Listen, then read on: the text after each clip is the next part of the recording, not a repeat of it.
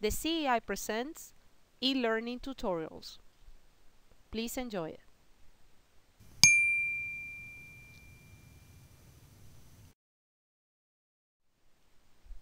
Hello, my name is Angela Trillo and I work for the Center for Entrepreneurship and Innovation. I'm going to be presenting for you Basic Spanish for Business Owners and Manager. Keep calm and habla español.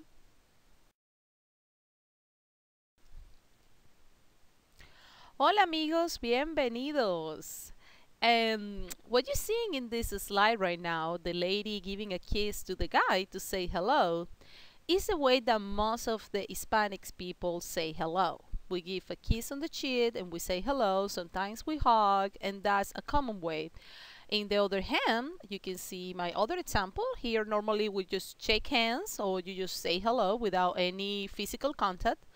One of the good points I would like to mention before starting this presentation is that, of course, in the next few minutes that I'm going to be presenting this, it won't be enough time for you to learn Spanish. However, what I'm going to do is teach you some techniques that will help you understand better the Hispanic community, the Hispanic culture. Because when you understand the culture, then it will be easier for you to understand the language. Topics that we will speak in this presentation is understanding the Latino culture, business etiquette within Latin Americans, basic vocabulary, Spanish learning tips and tools.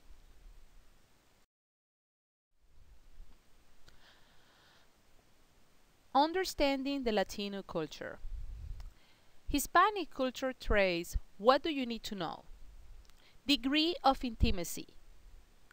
Hispanics innately want to establish a personal connection, including a close relationship with co-workers. From the minute we go to our work, we want to know everything that happened in your life, and that's actually absolutely normal for us. We share everything, we talk about our personal life, and we like that. That's the way we really like to keep relationship with our co-workers. Level of interactions. Latinos want to get to know others as complete human beings. They are aware that their co-workers have a life after work and are interested in knowing more about it. Small talks is our way of learning about the wants, needs, and feelings of others.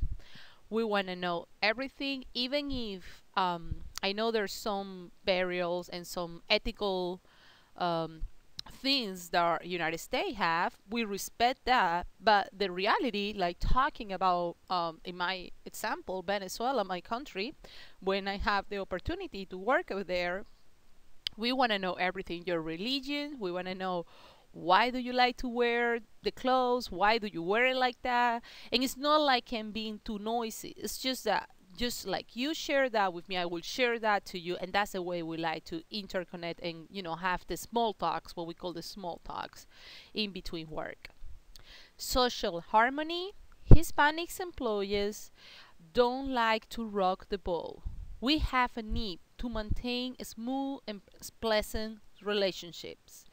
We just like the friendships to flow. We like the co-workers relationship between me and them just to flow. We don't like to push it. We don't feel this leader thing. Like there is always in any friendship or any type of relationship, it's always one person that rules and the other one follows.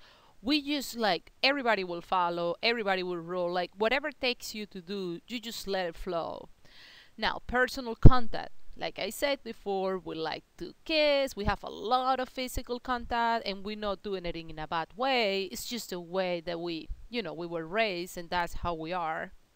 And respect for authority. We have a big respect for the authorities. Hispanics employees tend to treat those in position of authority with a great deal of respect. Like all the times, that person that is all the way up there, we always treat them with respect. For example, we always will call our elders like we always will call them, like I see here a lot, people call them like they call them like mommy, daddy. Normally we call them just always like, dad or mom. We don't have small names. We always will respect this name. We have something when we say hello, we call to anybody that is in a family relationship, either a father, a aunt, an uncle, a grandmother, or a grandfather. We ask them for a bless. We say, please bless me. And that's actually a respect way. Every time we say hello, we ask them to bless us. Either you're Catholic or not, really doesn't have to do anything with it. It's the way we show them respect. You always ask them for a bless. And then they said, God, I bless you, or daughter, I bless you. So, it's one of the examples how we do show the respect for authority. Understanding the Latino culture. Here, I'm going to show you some categories and characteristics in order for you to understand our culture. Behavioral - emotional expressiveness. Characteristics: restraint of feelings, particularly anger and frustration. You may think as a fake, like sometimes we really don't like a people and we're still polite, we still show them that our feelings are amazing for that person, because we normally, like, if you did something to a person, like let's say you did something in the back, like this person, don't know, you speak bad about this person, and then this person find out, you never will know that this person will still treating you the same way, but there will be no more closer relationship. You will feel how this person is trying to avoid you and avoid you, because we don't go ahead and scream at you, why do you do that? We don't gonna confront you. We don't normally do that. Verbal is a limited verbal expression toward authorities and figures. Like I said before, we have a big respect for higher authorities, so our verbal is very, very limited into these authorities. Non-verbal: preference for closer personal space.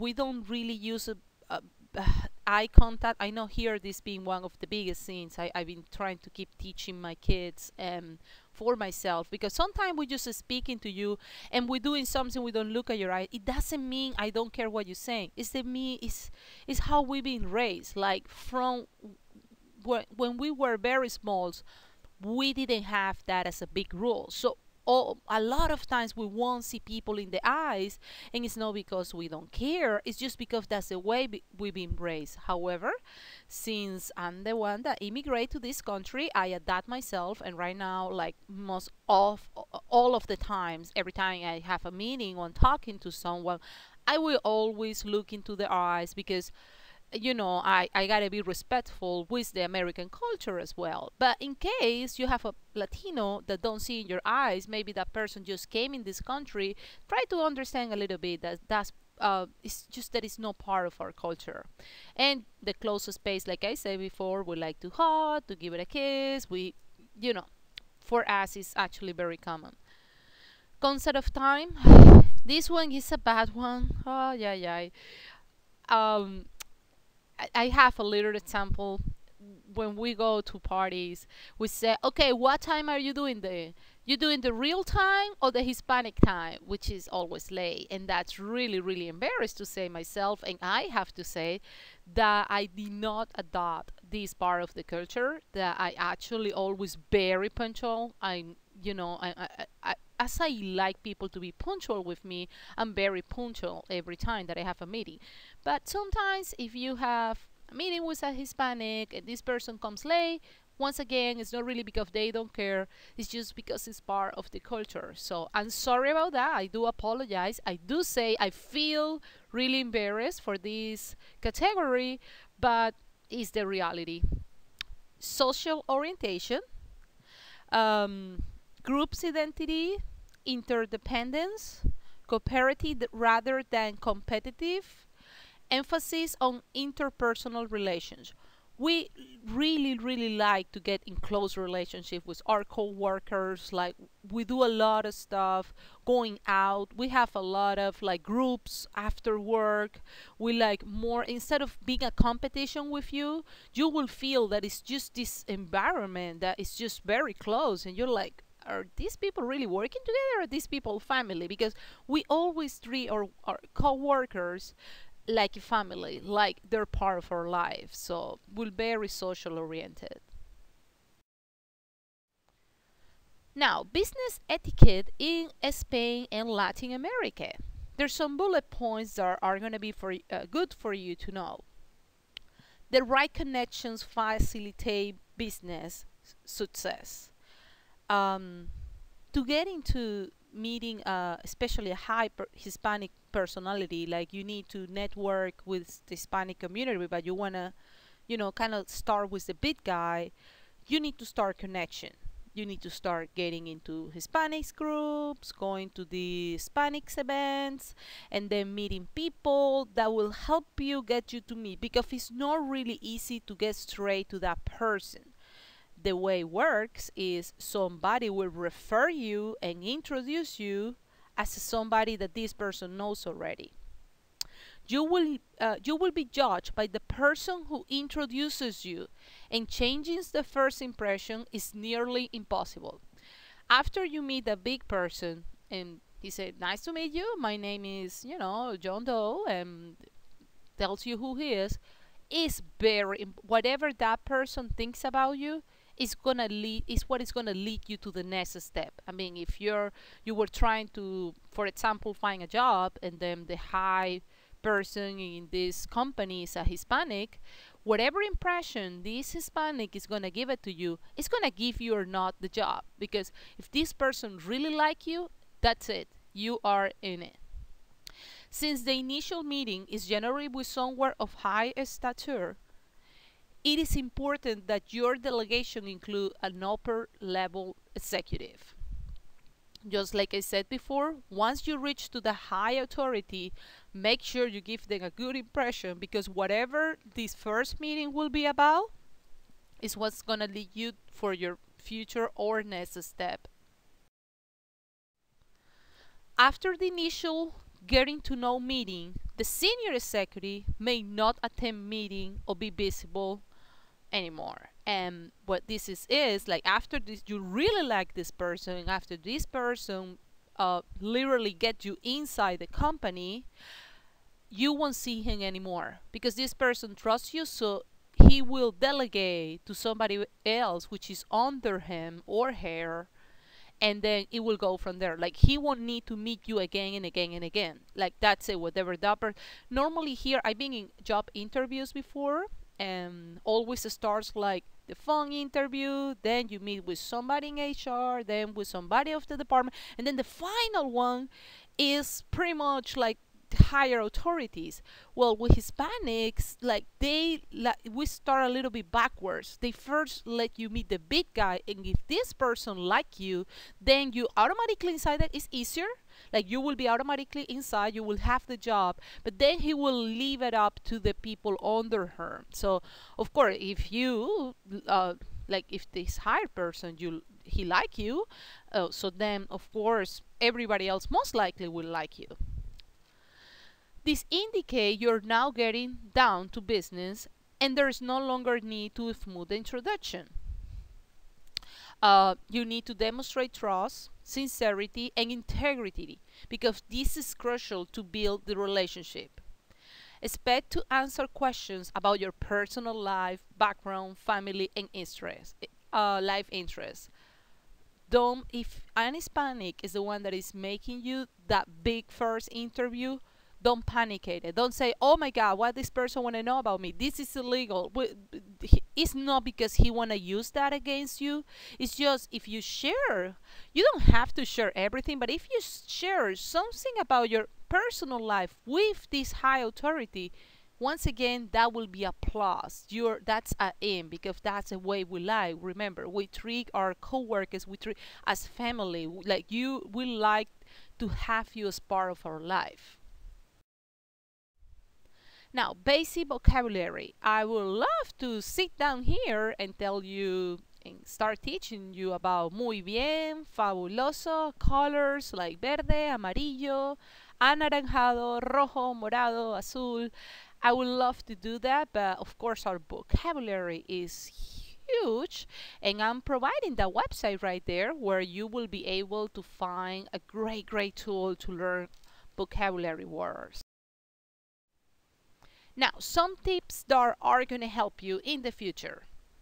First of all, be patient. Don't expect to be perfect. Interpret body language. I was very shocked. I'm taking a business communication class right now, and I was very shocked when my teacher told me that 93% of a conversation depends on the body language. This means if you understand, we're very visual. When you speak with a Hispanic, you're gonna feel in a moment that you're dancing like, what is wrong with this person? It's like literally moving like dancing, and it's just because we express our emotions with the body language. You will right away see if we're excited, if we're bored. We can't hide it. You will this, and it's a easy. Actually, it's a very good thing for you, because you will be able to understand whatever we're trying to tell you. Don't watch and listen, engage. Don't feel afraid. It's okay. Sometimes we listen to people speaking Spanish, and then we look at it, we listen, but we don't say anything. Tell anything. Tell them hola, and that's it. Or tell them, if you know the good morning, buenos dias. Like, tell some. They're gonna think you're cute with your accent that you're trying to, and we are very helpful. We're gonna just include you, since our personality is very social. So that will actually give you more confidence to keep trying. Always practice. Find a partner, and then have this partner help you, have this partner meet with you once a week for 30 minutes for a coffee. Just try to start speaking Spanish, and that will truly help you, because you both are kind of in the same level. So you know, you will be kind of confident, and you know, practice is really important.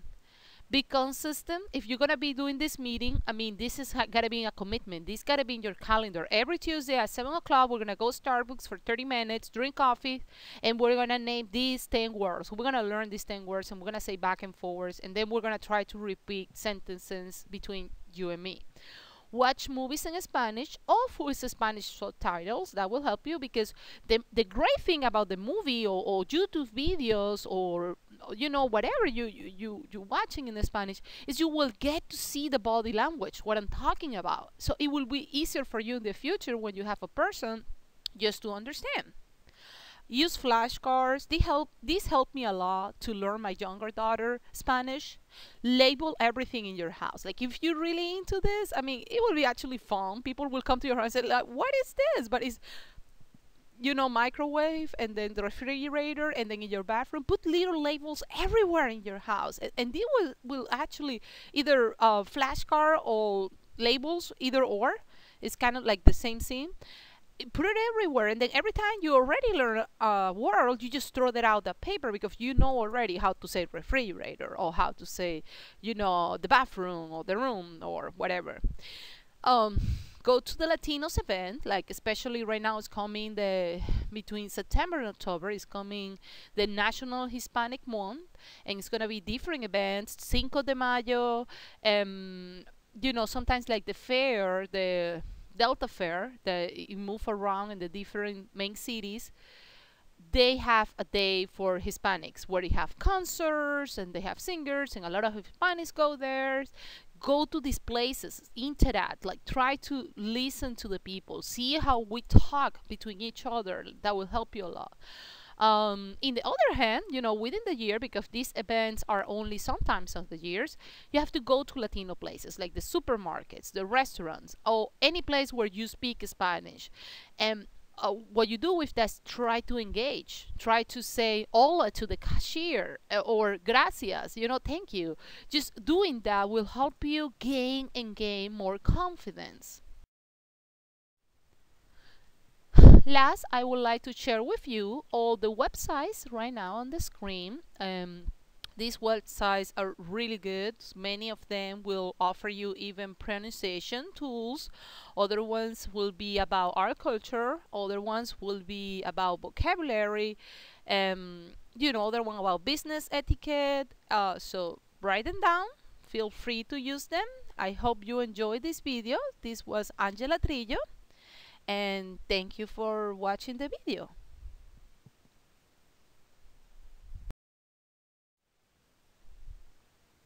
Adiós y gracias.